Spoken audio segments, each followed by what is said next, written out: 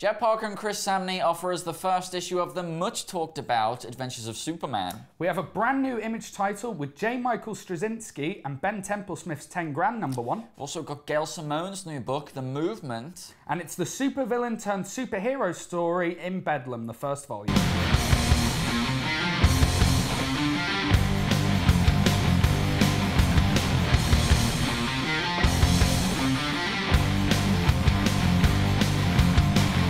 Okay, so we've got quite a lot to get through this week. We do. And can I just say, first of all, it was a great week in comics. A lot of good comics. Good week.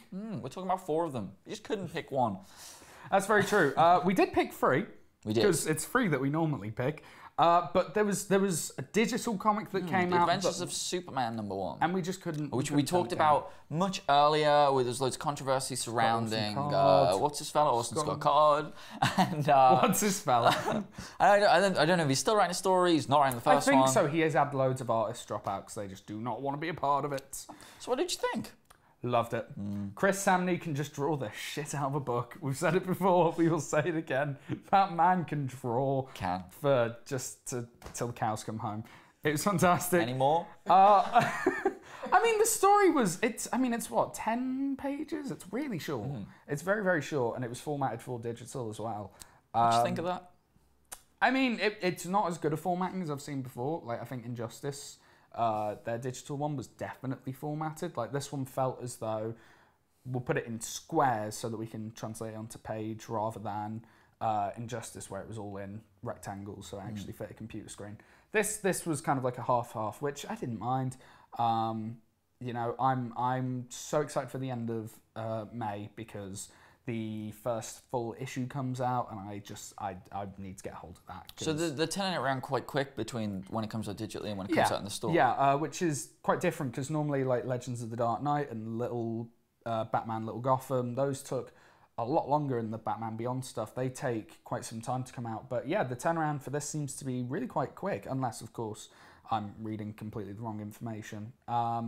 But yeah, so I really enjoyed it. The story, it's only 10 pages. It's not very deep. It's kind of just your standard Superman story. But when it's being drawn by Chris Samney, I couldn't care less. Loved it. I've got to agree that the star here is definitely Chris Samney's art. I mean, the story is just sort of, could have been anything, couldn't it? It's just like, insert story here with a little kind of, I mean, are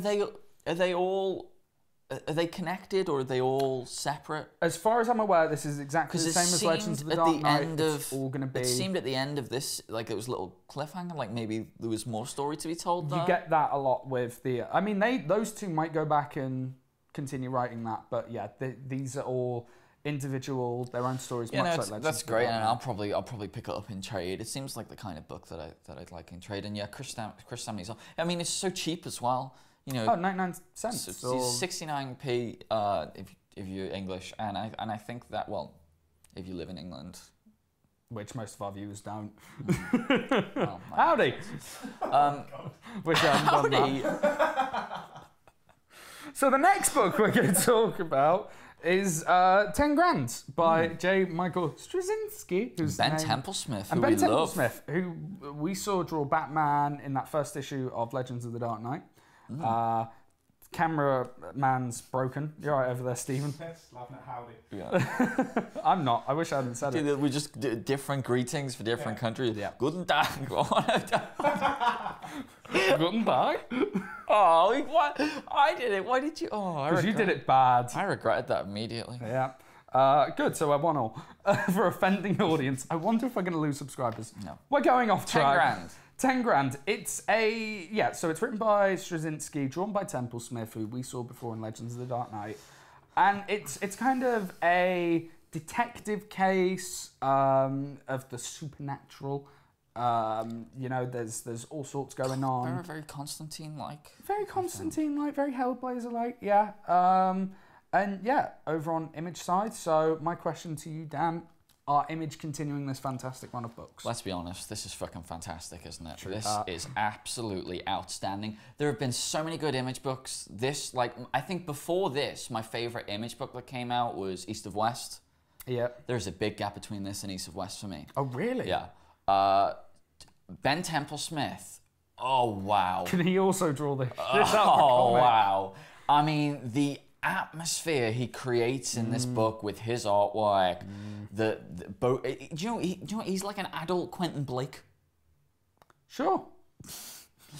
Also, the colors, like, there's just a real...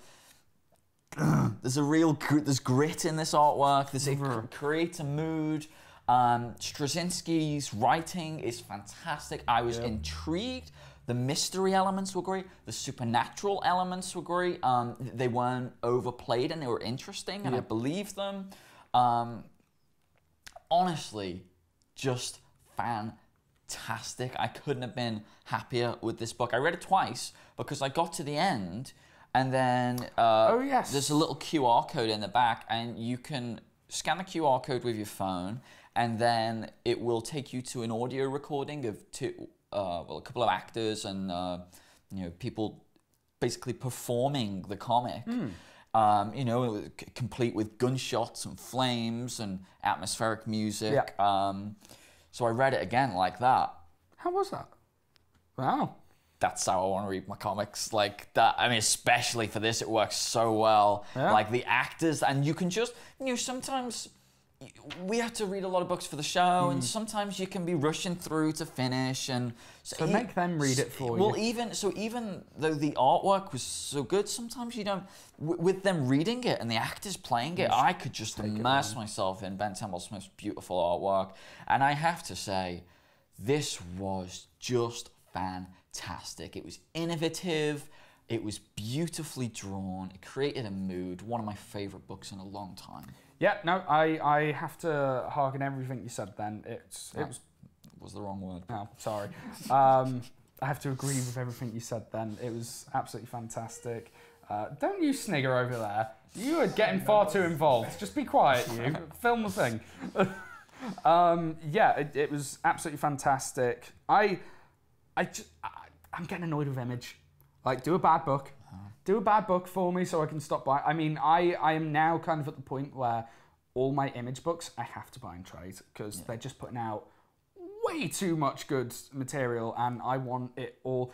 And the thing is, Image comics are those books that I want to give to people who don't read comics because they will read this because it's amazing. It's so in-depth and things like that. So I want them in trade so that I can just go, hey, read this. And being that they're the cheapest of all the trades coming out, that's how I'll be picking this up in the future. We'll talk about that in a bit when we get to Bedlam. But no, that's absolutely true. And a lot of the time, the DC and Marvel stuff is great, but in a completely different way. It's sort of that popcorn. You want the story, you want to find out what happens. Whereas they are, that's a different thing. And they're trying different things, and it's really exciting what's going on at Image at the moment. Definitely, and it's something that I love reading in trade. So definitely worth picking up if you're into singles. I myself will be getting it in trade, but it is fantastic. So there are a couple of new books coming out in the New 52. One of them is The Movement by Gail Simone. The other one is called The Green Team? I want to say. You told me they were related in some way. Yeah.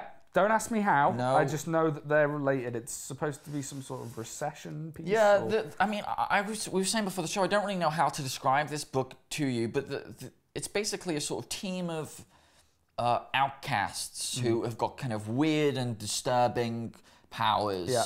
Almost felt a bit like a horror book, in a weird way. This one guy's like made out of rats and that kind of thing. It's got that kind of feel to it. And also there's some kind of mystery crime elements. Written by Gail Simone. And drawn by Freddie Williams II, whose name is familiar, but I don't know why. Probably could have done Googling that before the show. Well, who's Williams III? What's his first name? I don't think they're related. No, I don't think they're related. But anyway. Maybe they are. Who knows? We'll Google it and tell you next week. No, we won't. No, we won't. Oh, Green Team. Yeah, it was the Green Team. Yeah. Oh? Yeah. Not my bag, this. It kind of fell flat. I don't really know what it was doing.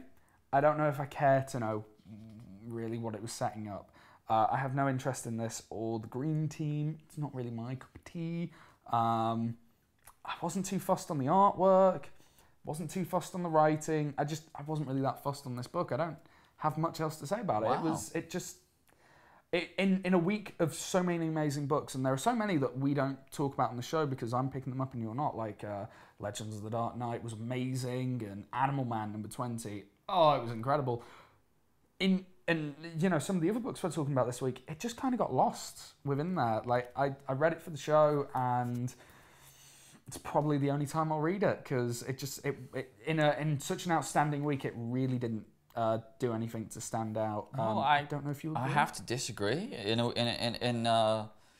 an outstanding week, this stood out as outstanding. For me, I thought it was fantastic. Yeah. What I found in this was a real great, it's not as good as 10 grand, but similar to 10 grand, but with the more superhero elements, was that real mystery that I was interested in. This book does a really, it's told by someone who really, it feels like they have a real command of storytelling. Like, she does something very early on. There's a killer, they're looking for a killer, you see something happen and you judge, you make a decision, you think you know what's happening, and then we come back later and you didn't know what was happening. And it's just really, really clever. I really felt that she was in control of me, and she was in control of how I was interpreting the story, which I thought was great. Very different to 10 grand. 10 grand, I feel, is very... I think it was very interpretive, and you bring a lot to it. But with this, I felt like she was pulling my strings in exactly the right way, and I like the art style. It's a bit scratchy. It's a bit dirtier than we see from DC usually, and I think I disagree there. Like, I think there are... it just felt very plain to me. It just felt very non-standouty, especially for a first issue. It didn't do anything to drag me in the way that 10 grand did, or some of the the Adventures of Superman, or some of the other books we've talked about in recent weeks. I definitely disagree. I thought this created a great atmosphere. I thought it was creepy in the right way. I liked the idea of the anonymous kind of hacker group. I just kept thinking Court of Owls when I saw the masks. I don't know why. I don't know. There you go. Yeah, it just wasn't my particular cup of tea. I really enjoyed it. I say check it out. I say don't. Okay, so the very last book we've got this week is a trade from Image, and it's by Nick Spencer, Riley Rossmo, who's I've not seen before, and Fraser Irving doing the covers. We've talked about Fraser Irving on this show before. Now, before we get into the book, I have a serious gripe to bring up. Okay. This here is a big book. It's a big book. It's over 200 pages. It's like very few of those pages are wasted, and when they are, it's on those stunning Fraser Irving covers. And it was £7.50.